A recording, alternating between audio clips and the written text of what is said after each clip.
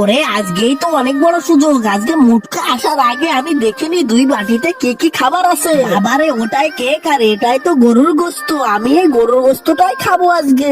তো মুটকা আসতেছে, আমি অ্যাক্টিং করি না দেখার। কিরে বলটু, কি অবস্থা? বল আজকে কোন বাটিটা তুই নিবি? যা, তোকে আজকে আমি একটা সুযোগ দিলাম, তুই প্রথম বাটিটা আজকে বেছে নে। আচ্ছা ঠিক আছে, তাহলে আমি এই বাটিটা নিলাম। হ্যাঁ ঠিক আছে, নে আমি এই বাটিটা নিচ্ছি, দেখি এর ভিতর কি আছে। আরে বাবা, এটা তো কেক। তুই এই কেকটা তো অনেক দামি কেক, এই কেকটা তো অনেক ভালো। হ্যাঁ বুঝতে পারছি, ওই কেকটা দামি কেক। তাহলে তুই এই কেকটা খা, আমি আমারটাই দেখি কি আছে। এই দেখ আমার বাটিতে কি আছে, গরুর মাংস। এখন আমি মজা করে গরুর মাংস খাবো।